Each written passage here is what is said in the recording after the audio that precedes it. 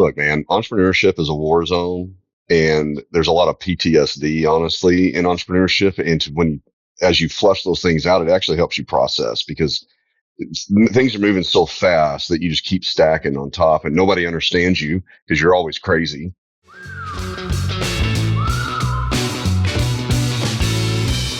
All right, everybody.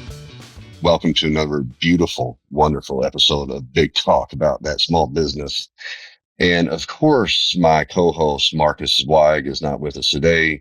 He is off doing, I guess, bigger and better things and just left me here. But I mean, I think that from the audience feedback, they love me more than Mark. So this is actually better for our entire business model. So I'm sitting right now in my home. As you can see, I got a beautiful, beautiful house. And no, I don't. I'm in a hotel. I'm at the Embassy Suite. But I have with us today a wonderful guest, and he's actually been on our show before. We have Garrett Peters with Duncan and Stone.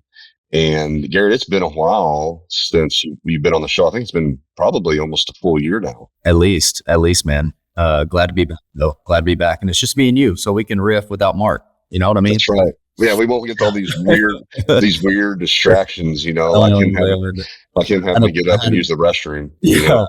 I had a blast with you guys. In the studio probably a year and a half ago, and man, it's a pleasure to be back.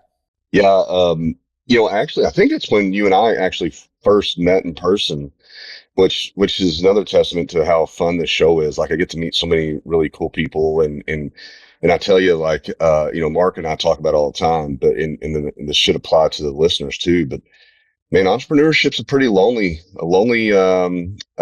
career. Yep. And no we doubt. need each other. We right? do Because we do. They don't teach us in school, about what it means to take a level of risk or a significant amount of risk on a daily basis, and then you're going to be isolated and alone, and everybody tells you no.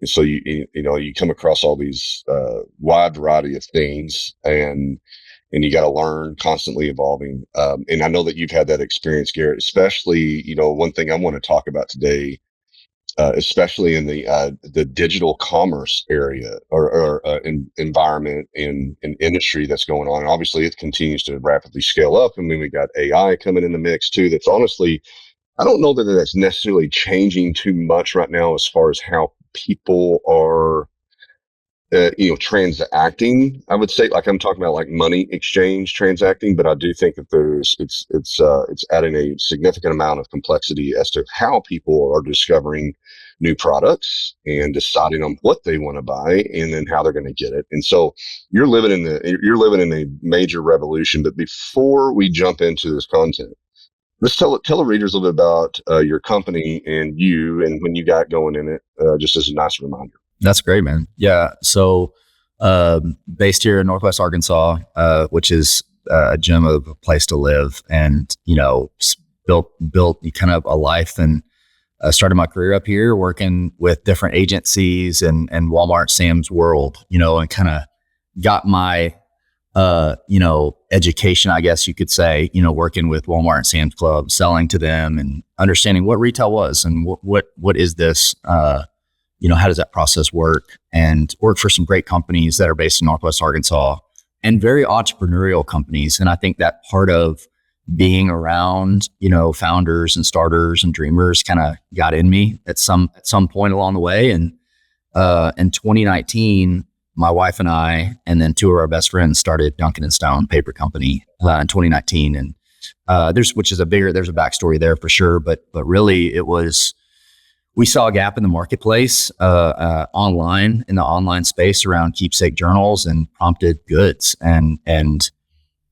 we, with the help of my co-founders, not me, you're not looking at the chief design officer over here, but I was the guy that could, I guess, figure stuff out. But man, we just jumped in, created a brand from scratch, launched a few products, and have been rocking and rolling since we launched 6+ years ago. So for clarity, I mean, did Duncan Stone, did it launch in the e-commerce world, or were y'all brick and mortar? It did. It launched online. I mean, I think that, looking back, it's funny, Eric, looking back, early on, I thought, hey, let's start a website, let's sell on Amazon. And then after 6 months or a year, we're going to go to the masses. We're going to go to Walmart, go to Target, go to wherever. And, the more that we ran an online business, the more that I loved running an online business. It was like, not knocking our friends, at Walmart and Sam's, but, we just really have not wanted to pursue going the brick and mortar route. So right now our business today looks like 95% is online. So, it's Amazon, it's our website, it's Etsy, TikTok shops. And then we do sell, to brick and mortar stores, wholesale, to, more like boutique stores throughout the US. But, it's a really small percent of the business today. So on those brick and mortars, is it kind of more of a pull approach where if somebody approaches you because they found you online, or are y'all actually soliciting? Yeah, we it's a little bit of both. We stumbled onto an online kind of channel called Fair. It's spelled Faire. It's pretty well known out there, so I'm sure a lot of your listeners maybe have heard of it. But basically, it's great for a brand like us. So we basically, it's a channel for us to go sell as a brand to stores that want to buy some baby books or whatever it is that they want to put in their store. And Fair just kind of allows us to sell on that. And it's actually pretty seamless because it ties right into our Shopify store. And, it's kind of nice. So we're not having to go out and find, brick and mortar stores to sell into. And it allows us to get out there. I think part of it for us is our brand is continue to grow. It's just awareness. And, if it's some random shop in Jonesboro, Arkansas that wants to, sell Duncan Stone stuff, that's a access that we get to some shoppers that may have never heard of us, so it's kind of fun. So it's like an online wholesale distributor, basically. Yeah, it is. It's really cool, actually. It's convenient for us. And so, it allows us to do some of that wholesale stuff without having to do much work on it, which is nice. So. Yeah, you basically a boutique can just make a larger quantity order. So they want to get $100 and their price goes down because of the volume. Fair takes a split of that and you ship it out. All good. That's really cool. So let's dive in a little bit on your e-commerce channels, though. I mean, you mentioned 95% happen on the digital space, and you mentioned Amazon and your in Etsy, and then your own D2C site. And D2C, representing for those who may not know, is direct to consumer. So your own proprietary Duncan Stone owned website. What is that? What is the mixture of, I guess, your sales like between those three? Yeah, Amazon. Yeah, great question. And I think that, as of today, about half our business is on Amazon. So it makes up a significant chunk. That percentage has actually gone down over time, which is amazing. I think if you had asked me this, 3 years ago, it would have been more like 75%, maybe more. And part of that was our own doing. When we first launched back in the day, we launched on Amazon and had a intentional strategy to kind of build a brand that way. And for right or wrong, for better or worse, like we chose that path. And, but as we were more and more of our business was on Amazon, it was kind of a little bit of like aha moment for us. So a scary moment, not scary, that's probably dramatic, but kind of too much of our business is into this one channel where we don't own that engagement with the audience, the shopper, the customer, through it, like our DTC channel, where we can communicate with them and talk with them and, kind of engage with them in more intentional ways. So we years ago started making, better plans to move some of that revenue off of Amazon, over time. It's still a big part of our business, but so probably a quarter of our business is on our own direct to consumer website, which is really good. And then Etsy is still pretty small for us, 10%. And then TikTok shops is, 10% or so, still growing 10-15%. So I think the obvious thing, is that you are probably making more margin on your own D2C. I think the dream of any e-com platform would be to grow the D2C as much as possible because the margins are better, but then you have customer data direct access, right? It's true. I mean, for yes, and that's the way that we look at it. So for customers that are ordering through our website, we're able to email them, text them if they want to sign up for that sort of stuff. They're now kind of in our, ecosystem of sorts. And that's the idea. I mean, I think that for us, we've tried to, we love Amazon. It's fine selling on that channel, but move more and more people to our own kind of world so you can segment them. You can talk to them in a more unique way about what they're looking for, and kind of own some of that, which I think is key, for a brand, for an online brand, for sure. Yeah. I mean, it goes down to your branding story, your fan base, right? I mean, like if you can, and then you can introduce, cross promote different products, and actually your fan base wants to hear from you. And it's, so did you look at Amazon as kind of like, I mean, and correct me if I'm wrong, but my thought process is like Amazon's got the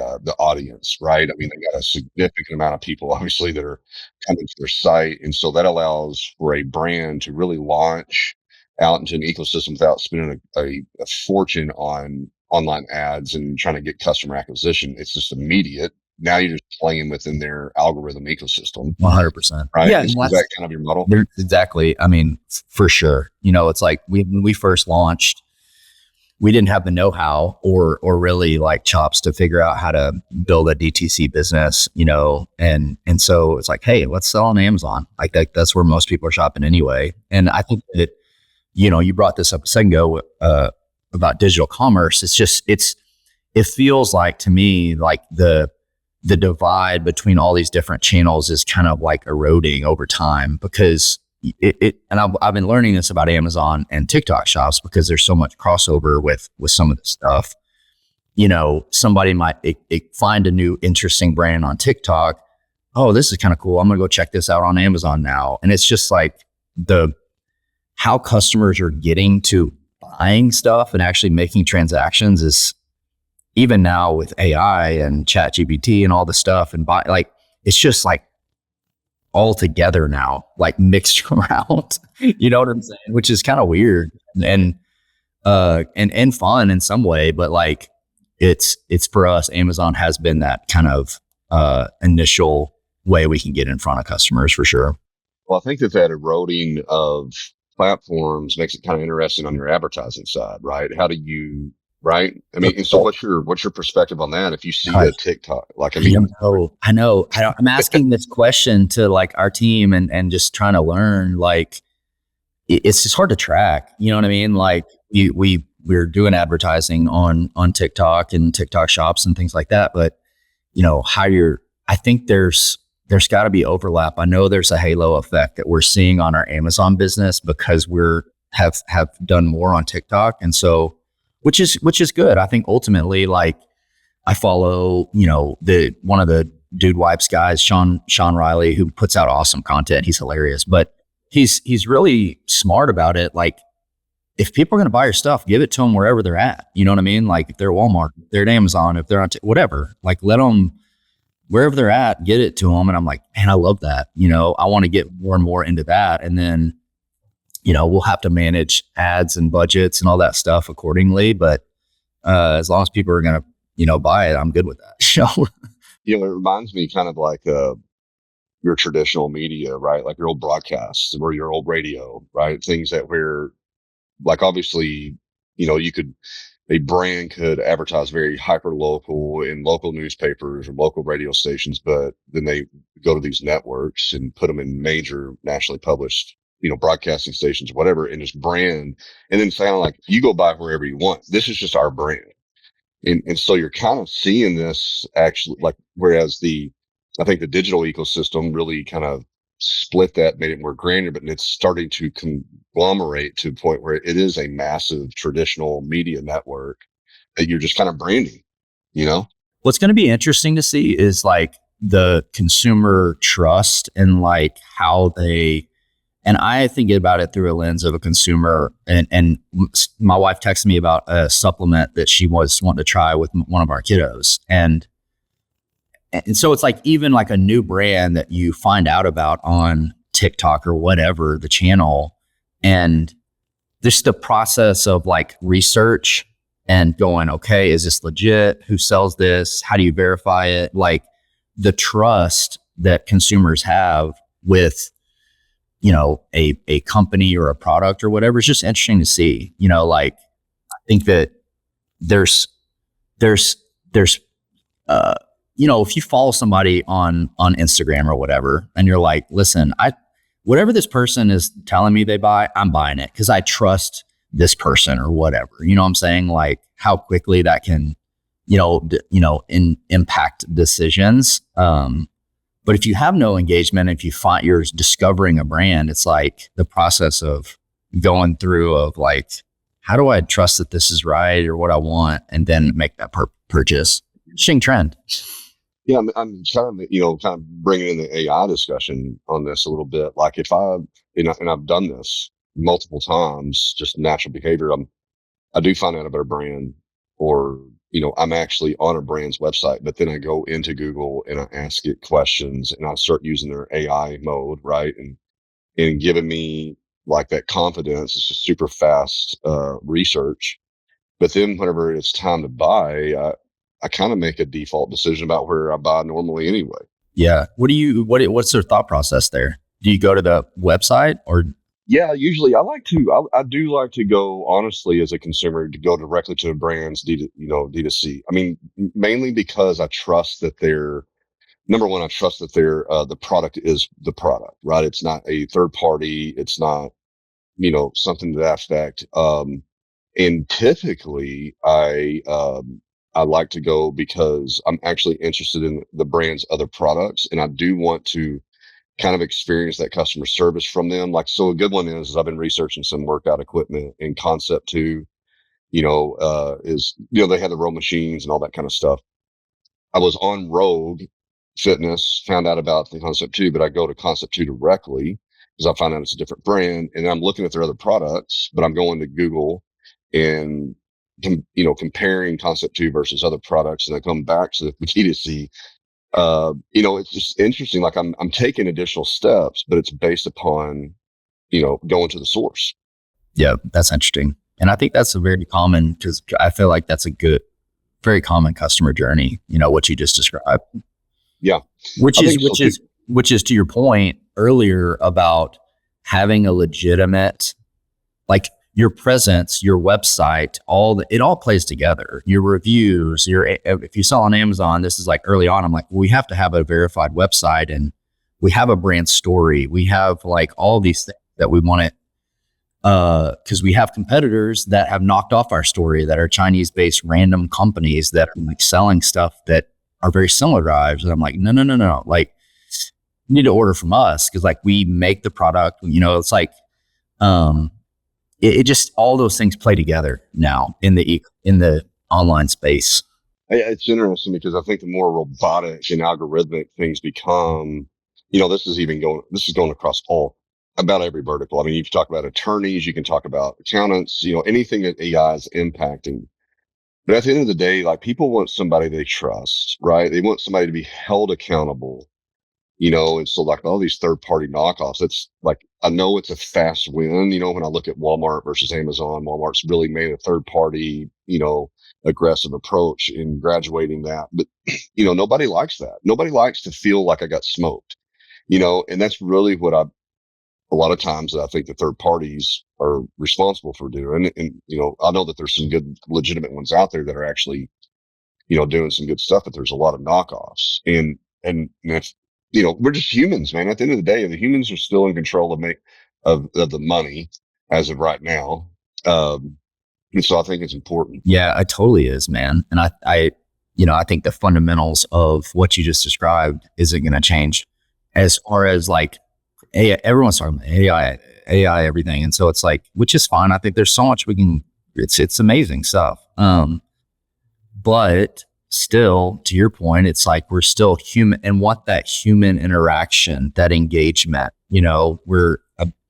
It's just, I see it becoming more and more important, especially for brands and companies to prioritize that. And so if I see things through that lens all the time. And dude, I bought something the other day, and it was like I was having such a difficult time to like get a hold of somebody about a product I was having. I'm like, what is happening right now? Like, this is crazy. Yeah. I mean, it's funny, like when we talk about all this stuff, and I'm a big believer in AI, honestly. Mm-hmm. I mean, Oh, you and yeah. I met yesterday about I my know. AI company. I know. I mean, I see it as a very efficient, it expedites steps in the long process, right? Like it can really, it is very powerful from an efficiency standpoint on normal work. But, I think that like you can really relate to AI and the shopping experience to, to the whole telephone robot answering service, right? That you go through if you're calling your insurance company. My gosh, man, or your credit card company to pay a bill. Like I've never been so angry in my life, and I don't even call them anymore because it's like, dude, I just want to pay my bill or whatever it is, or ask. And I've gone through. Like, I So don't want to talk to this stupid don't talk robot, but to it's been around for I two know. I decades. know. It's true. It's so true. Nobody wants that business. Oh, man. So, hey man, so speaking on that topic though, on your distribution strategy for your products, do you see yourself? Where you're at today?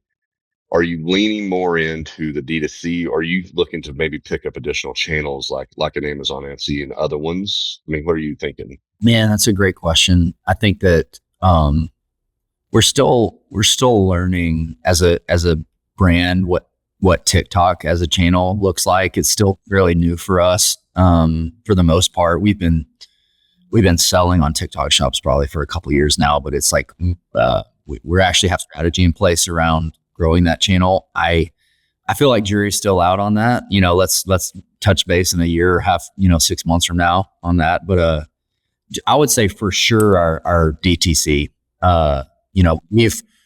We have seen the most growth through that channel, and I think it feels more controllable for us in some way. Of like, we know how retention marketing should work and have systems in place to retain customers, and we have the right flows set up on our site, and we have the right campaigns.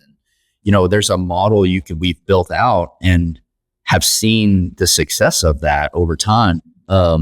So for us, like, and that comes into the way we acquire customers and on Google ads and, campaigns and Meta, and like the way we're funneling customers into our, to our site. But, to me, that feels like the most, I don't know, not like safe and sustainable model for us.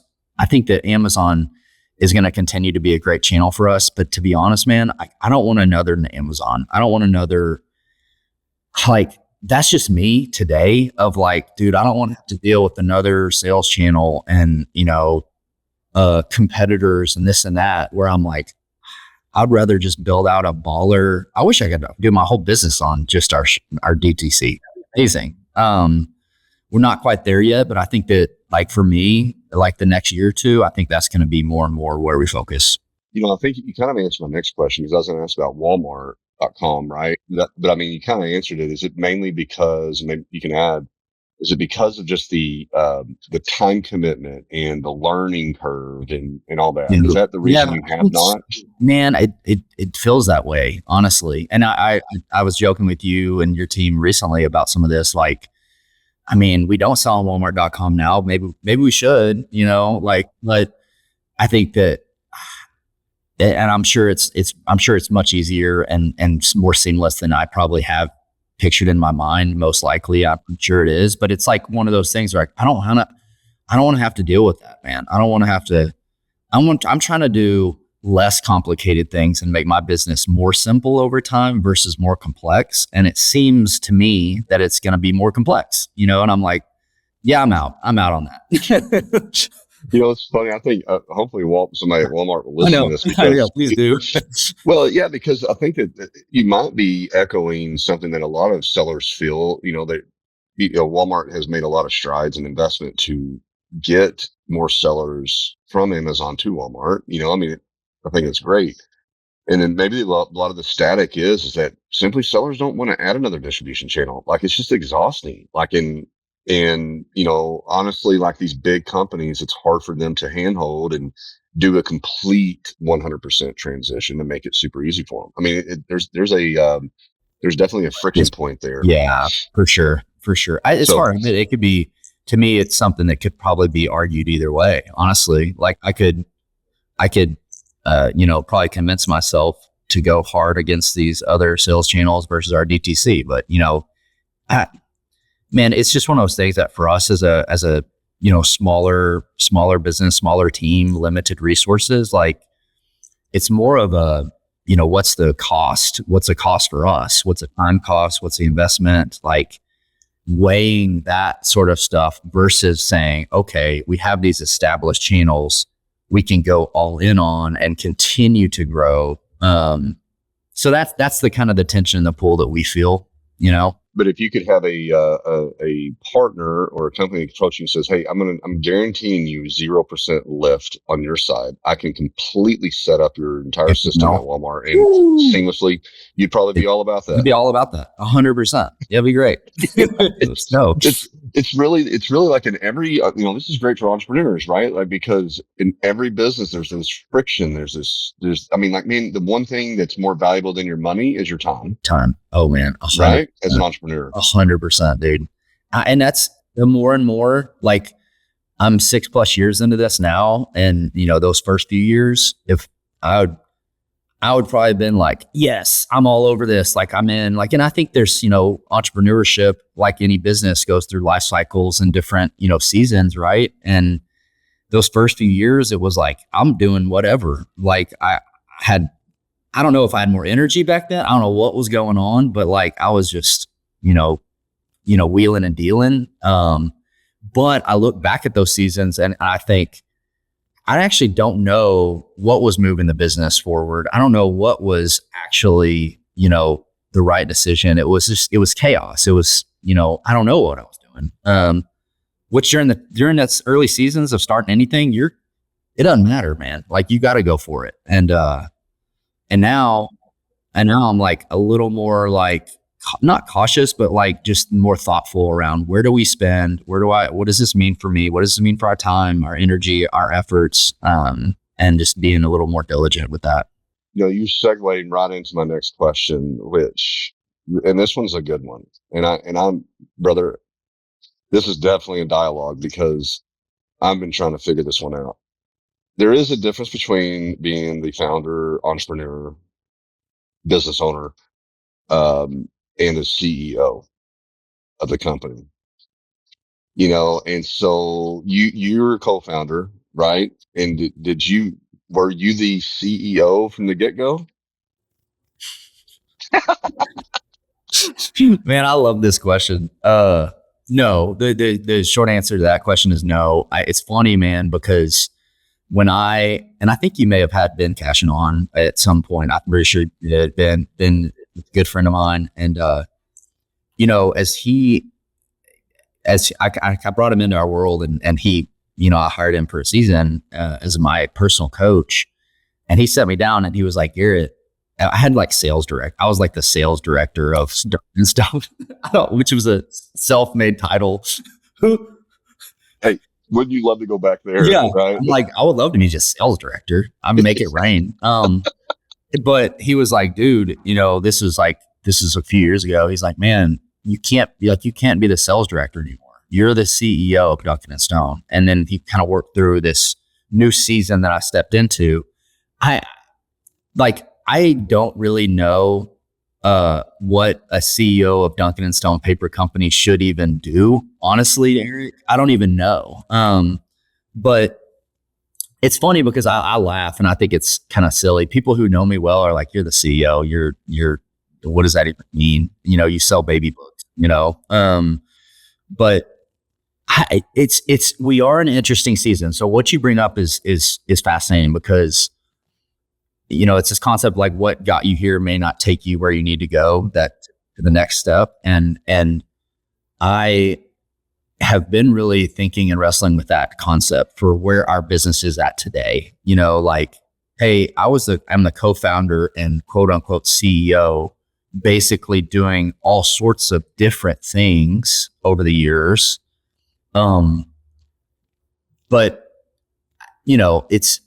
there's a big question mark around what does that next season look like? As a business, how do you grow into what you want to become? And I don't know. I'm in the seat currently as kind of the lead of our business, and it's because we have a small team, and titles really don't matter for our company, but it's something that we're really thinking about, dude. I mean, honestly, because it's like, well, do we need to have a more intentional operator CEO mentality, somebody who steps in that isn't the founder or one of the owners of this thing and brings a unique kind of skill set or, focus that we don't have. So I think I don't have a strong conviction or opinion about it today, but I think as we grow as a business, I think that it's one of those things that I'm like, shoot, we probably do need to reevaluate that, Yeah, I love this discussion. And I think actually I'm getting therapy from you too right now on this because I've been contemplating myself, I actually texted Mark yesterday and I said, other than the entrepreneur, and I'm not talking about a founder can, you can be a founder for $50. You register a company, congratulations. Yeah. But if you're an entrepreneur, Yeah. an entrepreneur is genuine. I think entrepreneur is the hardest job in the world and the hardest to find true entrepreneurs. The second would be a CEO, like a real CEO, chief executive officer. And, and to this dialogue, I think you're at this point that where that CEO role title and responsibility is becoming even more important. And it does get bigger with the pressure of the company. And that's why, honestly, that's why you see CEOs getting paid, tens, $20 million a year. Dude, it's like the toughest job in the entire organization. And I'm at an inflection point right now with one of my companies that are growing that where it's coming again, and I'm the CEO right now, but I think that as you get the other executive titles in there, that becomes even more important. Like if you do have right? Well, yeah. You see what I'm saying? Definitely see what you're saying. Yeah. And I think it comes down to like for us, the model, we don't feel a ton of, tension and pressure with it today for our organization, the way that we're structured and also the vision for where we want to go. We have 4 owners, 4 founders, and we don't have this massive, and we haven't built by design, we haven't built this like massive organization and executives, and we have all this stuff. It's been a lifestyle business. I mean, truly, really what it has been, if you boil it down, which is fine, which is great. And I think for us, up to this point, it's allowed us to operate as Garrett's a CEO, quote unquote CEO, but for our team, it doesn't really matter a ton because we're fine with where we are now. If that vision changed, if we're going to say, hey, we want to scale, we want to be 10 times bigger, build out this or that, like, okay, that requires a different level of structure and support and maybe a new CEO or an operator or whatever it is, to go and do that. And so that's the kind of the stage that we're in around what do we want this business to be and where do we need it to go? And then what decisions will we have to make to kind of get to that place? I think that if I could sum up the conversation in the sense of where in the beginning up until a certain stage, in your case, you have four basically owners, which are basically the board of directors without even that being officially formalized in a sense. But so you're all making a collaborative decision, but CEO is really the executor of contractual, like that's the point person to sign documents, to sign bank paperwork, that you're having this executive order on behalf of the other. They're entrusting you to sign things in a way, right? And to make those calls. But to your point, when it gets past a certain point, and I really appreciate that you're self-aware, and because I share the same thing. Are you the true CEO? And you're willing, it sounds like, to be like, hey, you know what? I might not be the person for that. Yeah. And I think that for self-awareness has to grow over time especially for entrepreneurs of, like it's not necessarily easy. It's simple to kind of conceptualize, but it's like, man, you have to become more and more self-aware and humble in the way that you lead in order to be like, hey, I might not be the right person for this, and be okay with that. I think that the first few years I was definitely less self-aware for sure. I can tell you that with confidence. And I think that, over time, like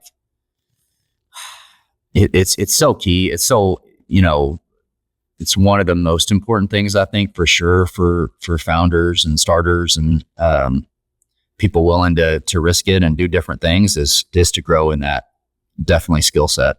One of the things I find intriguing to me is I was back at White Spider days, my previous company. I was definitely aware that I was not the CEO at a certain stage. And so, JS Bull was much more competent and capable and I didn't want it, and I was humble enough to go like, it's not an ego. I'm like, I want this business to be successful. Now I'm looking at it. It's kind of an interesting thing. So it's, you have one or two choices. Either A, I recognize that I'm not the right person for the job, or now I'm kind of going, B, I'm probably the right person that needs to take on this responsibility. Like there's two shifts going on. It's an interesting dynamic. And I think it's encouraging this conversation. If you're an entrepreneur or business owner and you're facing this kind of dilemma and you're kind of feel lost in it, that's very natural because, and that decision isn't a certain one from the beginning to the end. Like you always need to be flexible in making that decision. I think depending on the burden of the company, right? I know. Oh, man, so good. Hey, another question I have for you, like, and this is, with your experience, man. I mean, I really feel like that the audience is going to be intrigued in this because of, the whole e-commerce side of things. That, what do you wish that you would have known in the beginning from an e-commerce type of business that you would recommend that if somebody is starting up or they have a business, they don't feel like that they're really making progress. Like what is the key thing that you think you would do or you'd recommend? Man, that's so good. I think that I was very naive early on that if you have an idea or in our case, have a product, hey, we have this product we're going to take. We designed it. It's amazing. Like once we're done with that product, then we're good. Like our business should just, run at that point. Well, this misconception around the actual work that it takes to build something, to like actually acquire customers and have a strategy in place on how people are how are they going to find out about you? What happens when they do? All the digital marketing side, like all of these buckets that I was so unaware of. And I think that I wish I would have done more, like got way out ahead of that early on instead of like, I think working on a product is great, but for us, it was, we had to learn the hard way after a few years of like how to build out some of this stuff. And, it's one of those things, man, where I don't know if it's just one little thing. It's like a million little things that have to work together, which I think that for me at the time, I was really stressed by that and still am in some way, where when you're starting, it just feels like the list is exhaustive. Like I'm never going to be able to do all of these things. And that's true in a lot of ways, like we're limited, but I just had to get over the fact that it can't be just one little thing. I need to make sure to do all of those little things. And that's the beauty of e-com is once you get those going, the flywheel is a real concept. I mean, that is true. And so you have to just go, okay, I'm going to set up this thing. And then once that's going, I'll come back to that check, but now I'm going to go to the next thing. And then it's like, it just you slowly build that and stack it over time. Where I was talking to a friend the other day who's in the e-com space, and he's like, should I do TikTok shops or should I do Amazon? And I'm like, you should do them both. You need to do them both, man. And you also need to do retention, and you need to do this. And he's like, oh shoot, I think about that. I'm like, bro, you got to do it all. And I'm not saying it's up to you to be the one that figures it all out, but like, it's got to be like a collective, they all have to work. They all work together, And so, I had such a small vision for that early on, and really a limited idea of how to do it and how it all works together. And it's something that grows with time, but I think that that's my take, for what it's worth, is like, figure out the right model, for the product or business or whatever it is, and then turn them all on. I'm like, they all got to be going. Yeah. And it's like, you can't be, and I've seen people do this too, like, especially on the, well, and you're one of them, right? Coming from the professional world, where strategy, planning, like overthinking, analyzation, all that stuff. And the entrepreneur side, like, it's better, I think, just to start, like, to take the action and then take another action and another one, right? Totally, 100%. And that's what I told this dude the other day who has a great business. And I'm like, you gotta, it's don't overthink it, man. You gotta have there's so much. I wish we started our business right now, instead of that 6 years ago, because it's like, dude, there's so much access. There's so much know-how and setting up stuff. And it's not that complex anymore. I mean, there's people like more brilliant people like you out there that have already done stuff that have insight. And it's like, just go find them and then turn it on and see what happens. Break it, just go with it. Versus overthinking it and not having anything in place. It's like, well, speaking of all that, like, is there a digital marketing trend that Duncan Stone is experimenting with right now that you think that other online businesses should jump on? Yeah, I think that I'm not going to tell you. I'm just kidding. Just kidding. I know. Trade secret. Trade secret. No, I think that, man, one of the ones that we've been using quite a bit is for our design stuff. Our design process has changed quite a bit the last couple years. Design is your product design. Okay. Yeah, sorry to clarify, product design. Where it's the process for designing and researching and all of that has sped up very quickly, in today's world, which is great. I feel like there's so much data and inputs that are out there. It's like figuring out the right kind of model for us. And this is speaking for some of my co-founders who are more on the product design. It's just speeding things up, like we're able to get access and content and things so much faster, which is just huge. So my take is that there's so much potential efficiency out there. And you mentioned, efficiency earlier, like, man, tapping into some of those AI, kind of tools that are out there, and just, releasing that, I think is a big trend. Ready to level up your show? Podcastvideos.com is the premier podcast recording studio, equipped with industry-leading technology to save you time and hassle.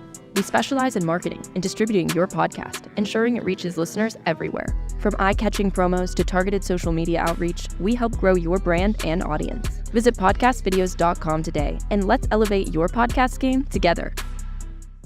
So you're talking about like put myself in your shoes. You want to come up with a new book, right? Or you want to add another SKU to your portfolio, and you're like, previously, like, that could have been like a 6-month process with, like, it takes a lot of time internally, but now it's like you can do a crap ton of research, competitive analysis, like in literally hours.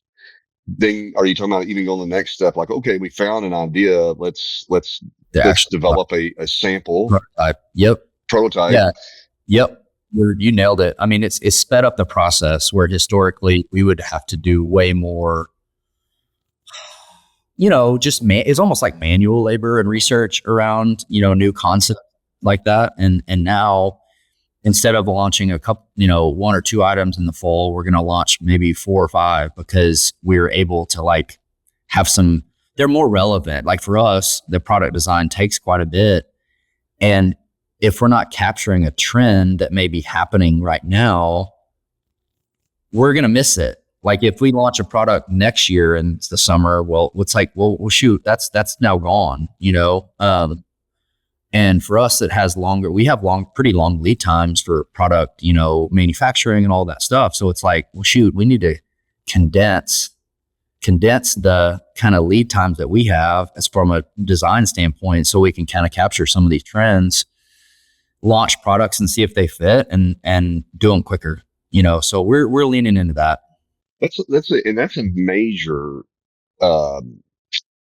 distinction and value from a startup or a small scrappy business, right? That you can see trends, get to market quick, right? And I think, and that's super cool. With a few minutes we have left, Garrett, I do have, number one, I want to make sure that you explain a little bit more about what your product is, but from a high level, I have a question related to it. You guys are you're using online and you're selling online in a digital environment with all this crazy noise, a product that is actually the opposite of all that. Yeah. How do you, yeah, it is funny. Like, how do you think that what do you see the desire for that stuff, right? For people like they're buying a product to disengage actually from where they buy it from. It's so funny. Yeah. I feel like the trend's getting, stronger and stronger, I feel like. And from my take, just as a dad and as a guy who spends a lot of time in the digital space, I think the science and the data supports the need to write, the need to read a book. Like there's something about the physical, like tangible, analog that I think that's never not been around, but I think it's more and more prevalent where,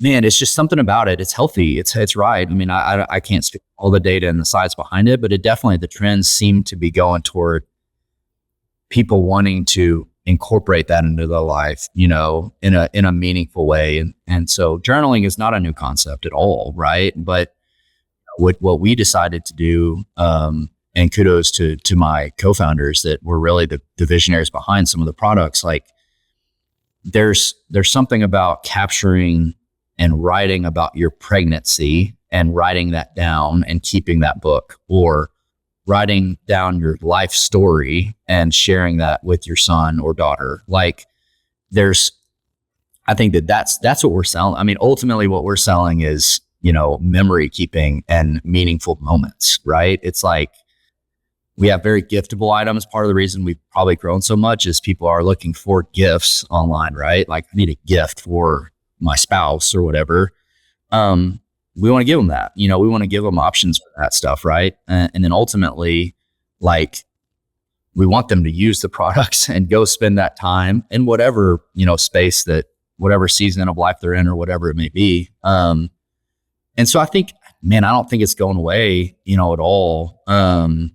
And ultimately where we wanted to fit into that space is like, hopefully, like very high quality designed physical goods that they can keep and pass on, and for us, that was a big part of our brand. Was we wanted them to be quality and we wanted them to have, the way they were designed to be something that in 20 years from now, you can look back on and open it. And it's not a cheesy book. Our stuff's really, you've seen our stuff. It's clean. It's nice, and, we just set out to kind of build a product mix that people would enjoy, I can almost like put myself in the shoes of a brand new customer. Like got your wife, she just became pregnant. Her birthday's coming up. You're like looking online, typical guy thing, like gift, gift for my wife, you guys pop up, and then, but there's something about like discovering your product, like oh, interesting, pregnancy journal. And then you look at it like, oh, well, immediately you're like, this is more meaningful of a gift. This is me thinking about that person. And then you start looking at the quality of the product. Like, this thing's designed to last a generation or generations, right? And so now you're like, man, I'm actually a great giver. Yeah, I know. Dude, yeah. I mean, that's part of the psychology. And what we say is like, we want people to win at the baby showers, and at the parties, because, you nailed it, man. I mean, you really nailed it. Like, it is a gift that you give somebody that says, hey, I care about you. This is meaningful. Like, I really want you to have this thing, and you feel good about that. Giving a gift is awesome. And, it's where that's the kind of psychology, and that's the reason we design our products that way, is like, hey, when you feel better about yourself, and the person you get the gift for knows you care for them and want to give them that. So all right, to cap it out, man, Garrett, how do people find Duncan and Stone? Go to duncanandstone.com. Go to our website. You can find us there, or wherever you shop. Whatever, no big deal. And then, go check us out. We have all sorts of stuff. We've started by selling some, childhood books and pregnancy journals and things like that. And we have dog books and travel journals, and dude, it's all sorts of fun stuff, that we've launched over the years, but, anniversary journals, legacy journals, whatever it may be. So we got all sorts of stuff out there. That's awesome. And if there's an entrepreneur out there that would love to sit down with coffee with you or have a quick meeting, can they get a hold of you some way? Yeah. LinkedIn is the easiest way to do it. And hit me up on LinkedIn, message. I would love to connect. And man, I have such a soft spot for people who are, entrepreneurs or have an idea, because we lived it, we lived it for so long, and, would be thrilled to connect with anybody that wants to, man. And I'll tell you, like, it is therapeutic, right, to talk with somebody else, because it just, it really helps. Look, man, entrepreneurship is a war zone, and there's a lot of PTSD, honestly, in entrepreneurship. And as you flush those things out, it actually helps you process, because things are moving so fast that you just keep stacking on top, and nobody understands you because you're always crazy. Right? That's so true. It's so true. Oh my gosh. So good. And then, okay, final question is when Walmart Marketplace, if they want to get a hold of you to get your books on, how do they get a hold of you? Here's my cell phone number. No, I'm kidding. Oh man, it's a zero lift. Only zero lift. Yeah. Hey, as long as that's true, come on, hit me up, baby. Yeah, that's right, man. All right, audience. Hey, thanks for tuning back in. This has been another fantastic episode of Big Talk About Small Business. You can find us at bigtalkaboutsmallbusiness.com, and make sure you leave a comment and haze Mark Zweig for failing all of us today. Every one of us. Mark Zweig failed all of us. Yeah, he did. He really did. Love it. Thanks, Garrett, man. Very, very insightful. Can't wait to have this one come out. I'm going to listen to it again for sure. All right, man. Thanks so much, Eric. See ya. Thanks, buddy. Take care.